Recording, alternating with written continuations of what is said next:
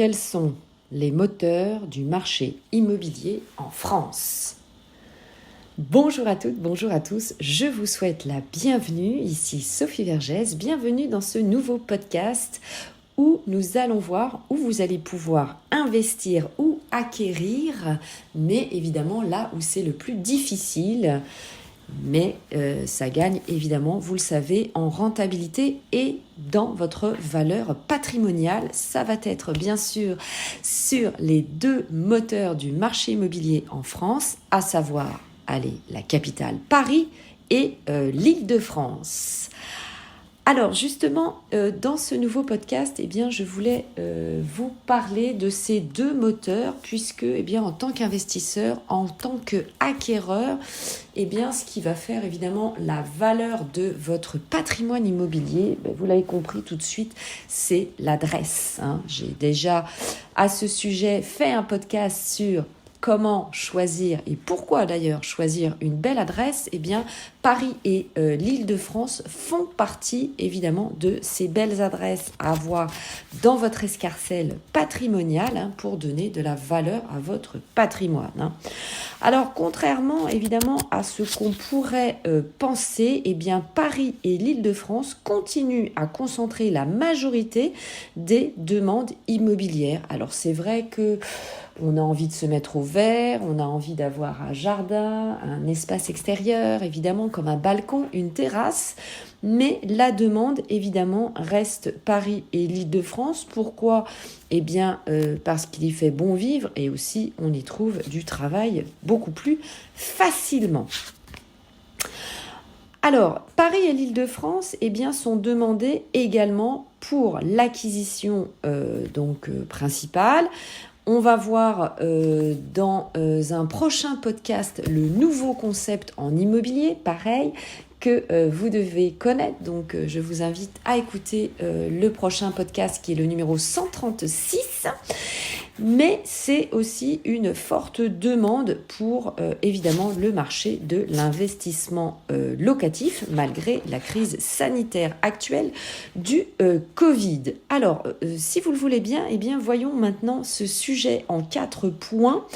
Et donc, comme ça, cela vous permettra aussi d'avoir une meilleure compréhension et des renseignements assez rapides du marché parisien et francilien, puisque je vous le rappelle, je réalise pour vous des podcasts de courte durée. Ça fait 10-12 minutes généralement pour que justement vous puissiez avoir l'information rapidement et éviter aussi des recherches longues éventuellement sur Internet. Donc, et bien sûr, n'hésitez pas à me poser des questions si vous le souhaitez, puisqu'à la fin de ce podcast, vous pourrez interagir avec nous, avec la communauté des auditeurs de podcast. Alors, le contexte, il faut savoir donc plus d'un tiers d'ailleurs concerne une recherche immobilière sur Paris et l'Île-de-France. Et Paris à elle seule, donc cette ville, notre capitale, concentre 6% des recherches en France et près d'une demande de mise en relation avec un agent immobilier sur 10. Donc Paris, vous l'avez compris, reste la locomotive de la recherche immobilière. Alors à savoir également que le prix moyen du mètre carré a augmenté évidemment sur Paris à 11 465 €. Donc le prix moyen affiché dans l'immobilier ancien, même si ça diminue de quelques pourcents, c'est vraiment on va dire ridicule, ça a dépassé bien sûr la barre des 10 000 €. Alors, malgré tout, malgré le contexte, il faut quand même savoir, parce qu'on parle beaucoup d'exode parisien. Alors évidemment, on le verra dans le podcast 136, puisque évidemment, vous le savez, certains Parisiens ont toujours eu cette affinité pour la province, mais c'est accéléré bien sûr avec le Covid, mais c'est un exode, on va dire, modéré, puisque le marché parisien reste très dynamique. Alors, il faut savoir également qu'avec la crise du Covid, malheureusement, vous le savez, il y a eu un nombre de décès plus élevé, des divorces aussi, puisqu'évidemment, nous avons passé beaucoup de temps confinés en famille, et ça a eu raison, malheureusement, de certains couples. Donc, cela a mis en place, je vais y arriver, cela a mis en place évidemment des ventes de biens immobiliers sur le marché. C'est ce qui a créé aussi ponctuellement cette dynamique, pour aussi compenser les investisseurs et les acquéreurs étrangers. Donc le marché, pour l'instant, reste évidemment assez fluide. Alors, ce dynamisme, évidemment, se vérifie par le nombre d'offres de logements proposés à la vente, puisque notamment la part parisienne a explosé de 65% sur un an. Donc, c'est énorme, avec toutefois, évidemment, vous le savez, un volume de maisons proposées également à l'acquisition de plus de 30%, même si ces biens restent rares. Et évidemment, en complément, on va dire, certains propriétaires ont mis en pause évidemment leur vente de biens immobiliers, ceux qui le peuvent évidemment, par rapport aux futures élections présidentielles que nous allons connaître évidemment dans quelques mois. Donc il y a toujours certaine attente, on va dire, des propriétaires, y compris d'ailleurs des acquéreurs. Alors, je ne pense pas que ce soit une bonne idée d'ailleurs d'être dans l'attentisme, mais voilà, en tout cas, c'est la réalité aujourd'hui. Alors, ça n'impacte pas évidemment fortement le prix du mètre carré, puisque je vous le disais quand même, et selon aussi les notaires de France, on voit l'augmentation des prix enregistrés de plus de 32% sur 10 ans, et même avec un prix moyen en Île-de-France qui a très fortement augmenté, puisqu'on est à 5 210 € en moyenne.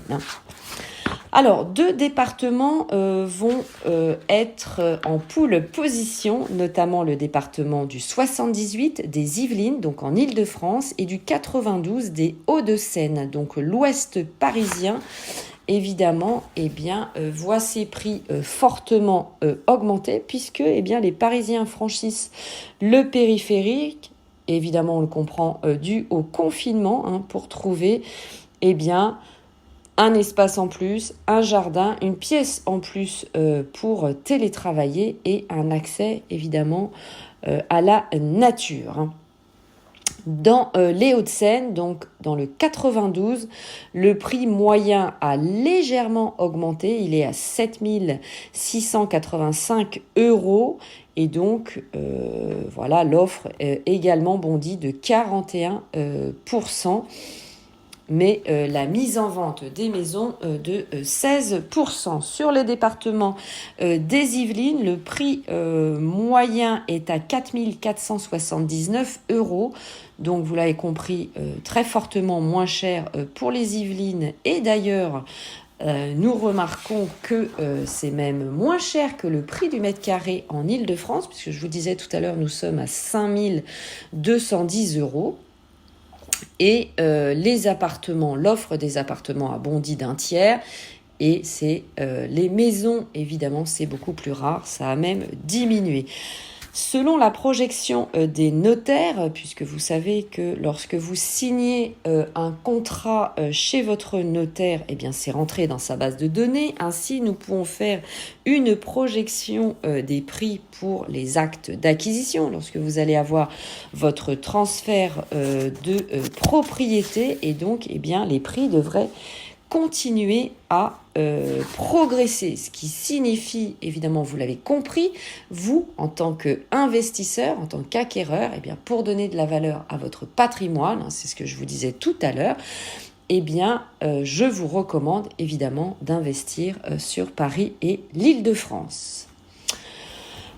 Alors, le prix du mètre carré de Paris a dépassé la barre des 10 000 €. C'est ce que je vous disais tout à l'heure. Nous sommes, pour rappel, à 11 591 €.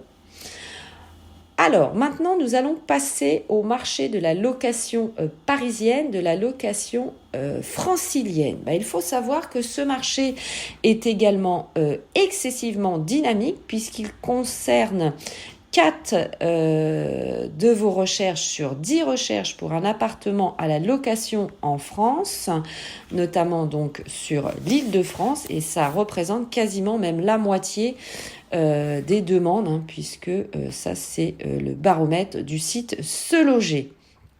Et Paris, la ville Paris à elle seule sur la recherche des locations, va concentrer 36% de recherche, donc c'est énorme. Alors, il faut savoir que les Parisiens ont besoin, pour vivre sur Paris, vous savez que le loyer est très cher sur Paris, de plus d'un tiers de leurs revenus, ça correspond à 35,8% pour un salaire médian de 2600 €. Donc j'ai calculé, ça fait une moyenne de loyer à évidemment 930,80 € si vous êtes à 2600 € de moyenne.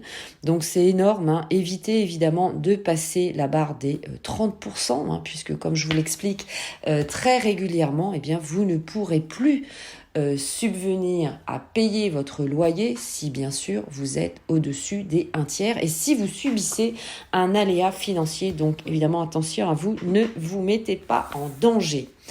Alors un phénomène qu'on voit de plus en plus aussi, c'est la colocation. Paris est devenue la ville la plus occupée par justement de multilocataires pour le même bien immobilier, puisque c'est de la colocation, donc notamment par des étudiants ou des salariés en contrat à durée indéterminée. Et il faut savoir que la surface médiane représente par locataire 22 mètres carrés. Je vous rappelle bien sûr que la surface minimum par locataire est de 9 mètres carrés, 2,20 mètres de hauteur sous plafond et 20 mètres cubes. Alors, j'ai regardé pour vous les annonces. Donc, il faut savoir qu'en moyenne, pour démarrer, donc un début de prix, c'est 700 € en moyenne pour un 22 mètres carrés sur Paris. Bien sûr, le prix médian, ça va être plus de 1000 €, 1100 € si vous souhaitez un bel appartement, selon évidemment les quartiers. Vous le savez, certains arrondissements de Paris ont plus la cote que d'autres. Alors j'ai été très surprise de cette donnée et c'est la raison pour laquelle aussi je souhaite vous la transmettre, c'est que les maisons sont de plus demandées à la location, plus 14%. Donc en effet, en tant qu'investisseur, si vous souhaitez faire du locatif, n'hésitez pas évidemment à vous tourner sur ce type de bien immobilier en Île-de-France. Et la Seine-et-Marne, évidemment, est le plus demandé avec presque 1/3 des demandes et viennent ensuite donc les Yvelines, donc numéro 1, 77 et numéro 2, les Yvelines. Alors, si vous êtes intéressé par l'investissement immobilier, par l'acquisition, par la reconversion aussi professionnelle en immobilier, vous le savez, vous pouvez me suivre sur mes différents réseaux sociaux, mes comptes Instagram, mon compte TikTok, ma chaîne YouTube, mon groupe Facebook Investir en immobilier, l'immobilier au féminin, où je fais régulièrement des lives, où je vous publie tous les jours évidemment des articles, et bien sûr Clubhouse, le réseau social américain, audio, où nous pouvons échanger de vive voix, donc je serai évidemment ravie. Allez, un dernier point, une information majeure, c'est donc, écoutez bien jusqu'au bout, le fait que Paris et l'Île-de-France, il y fait bon d'y vivre, d'y trouver du travail et d'y consommer également. Donc on voit dans les chiffres que malgré la crise, comme je vous le disais tout au début, Paris et l'Île-de-France est la locomotive pour une acquisition ou un investissement ou une location, puisqu'il faut savoir quand même qu'il y a 50 000 nouveaux habitants qui arrivent sur Paris et l'Île-de-France Donc, évidemment, c'est très bien. Il y a une très forte demande de bureaux aussi, plus 86% de la demande des bureaux, donc selon le baromètre Se Loger, et 111% pour la recherche de commerce. Donc, eh bien, vous voyez, c'est un très bon marché. Donc, n'hésitez pas, bien sûr, à investir dans des murs de commerce. Je vous ai réalisé d'ailleurs plusieurs podcasts à ce sujet. Si vous souhaitez évidemment les numéros des podcasts, eh bien n'hésitez pas à m'envoyer un petit message. Allez, c'était tout évidemment pour ce podcast. Cela m'a fait très plaisir évidemment de le réaliser pour vous. À très bientôt, je vous embrasse. Ciao, ciao. Très bon investissement à vous. Bye bye.